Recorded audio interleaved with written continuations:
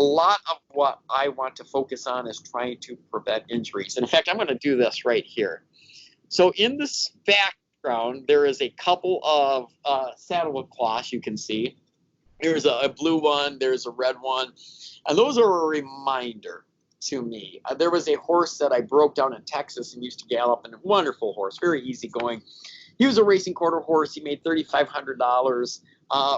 He was bought for $3,500 and he made over $120,000, or right around $120,000. And in fact, there's a big win picture of him in between those saddle cloths. Not that you can see it easily, but it's up there. And the trainer had given that to me after he had won this one big stakes race.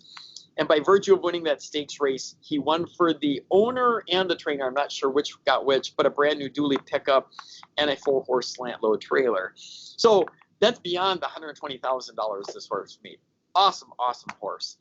And when I started this job in 1996, I was telling my dad that, I got the perfect job for me, equine exercise physiologist. I'm a glorified gallop boy. This totally fits me exactly right. But I felt a little foolish because equine exercise physiology, I'm not curing cancer or anything ridiculous like that. I'm messing around with horses. Well, I had sent a birthday card to that trainer. I still keep in touch with all the trainers I used to ride for. And he had left a answering machine message for me. And he said, thanks so much for that birthday card. I want to give you a little update on racing here in Texas. Things have been good. We raced Cash 3 times. That was the horse's name, Cash from Texas. He goes, his first race, he ran third. He won his second race of that year. And then in his third race, he finished second. And he's going around the turn. He broke his leg.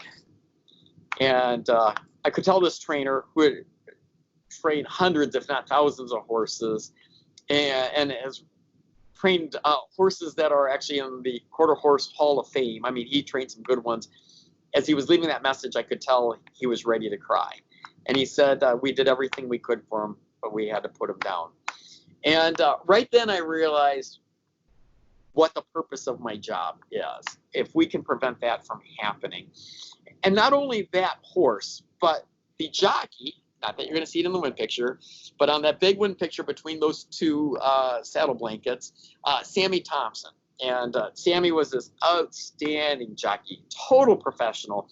When he come to work a horse, if he said he was going to be there at 6:30 in the morning, he was there at least by 6:30 in the morning, if not earlier. That's unusual for jockeys. Sorry if any of you guys are jockeys. And he would actually come and work horses in starched khakis. I'm actually wearing them right now. They're not starched, but whatever. But I don't know if I've ever galloped in khakis. I'm always a jeans guy. But this guy was a consummate professional and just well-loved. And I remember it was close to Christmas time a number of years ago, and I was on the phone, and there was somebody was talking long and boring, and I have no idea. So I was on the web surfing. I was going to the Quarter Horse Racing website, and I was momentarily just stunned for words because I read that Sammy Thompson died. And he had been out on a horse at Los Alamitos, and the horse had finished second in the race, first-time starter. Horse broke down, they went down, and these racing quarter horses reach peak speeds of like 55 miles per hour, and it's bad enough on a thoroughbred that's going 40-some miles per hour, but when you're reaching that kind of speeds, and anyway, he was on life support, but they ended up giving his organs and stuff. And I questioned why that horse broke down. And I have no idea if, that horse had some lameness issues and they injected her with corticosteroids, so she appeared sound, or if it was a bad step.